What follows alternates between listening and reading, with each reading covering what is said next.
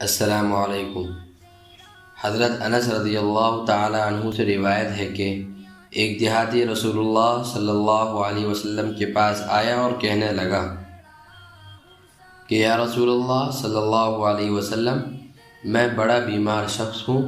मेरे बदन में न खाना ठहरता है न पानी, यानी खाना पीना मेरे बदन को नहीं लगता है, इसलिए मेरी सेहत और तंदुरुस्ती अच्छी नहीं रहती है।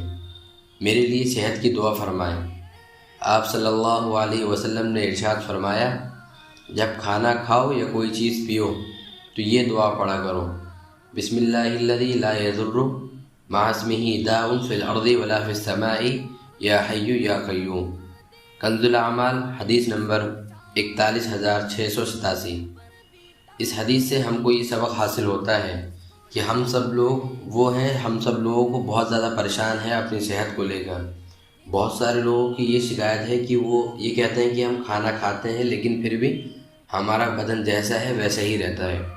तो उसके लिए आप सल्लल्लाहु अलैहि वसल्लम ने एक बहुत ख़ास दुआ ये बयान फरमाई है कि जब भी हम लोग खाना खाएं या कोई चीज़ पिएं तो ये दुआ आखिर में ज़रूर पढ़ लिया करें।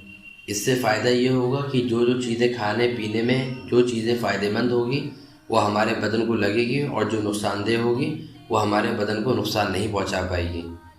ये एक छोटी सी हदीस है। हम लोगों को चाहिए कि हम लोग ज़रूर इस हदीस पे अमल करें, और सिर्फ ये सोच के भी हम लोग अमल कर सकते हैं कि हदीस में जब कोई चीज़ आ गई है या कोई चीज़ बयान कर दी गई है तो वो 100% सही है, उसमें कोई शक नहीं है। तो कम से कम अगर हम लोग नीयत ये भी रख के दुआ पढ़ेंगे ना, तो ख़ुद भी हम लोगों को अपनी ज़िंदगी में और अपनी सेहत में बहुत फ़ायदा नज़र आएगा। इस तरह की मज़ीद वीडियो जानने के लिए आप हमारे चैनल को सब्सक्राइब करें, लाइक करें, शेयर करें, कमेंट करें। शुक्रिया, जज़ाकल्लाह खैर। अस्सलामु अलैकुम।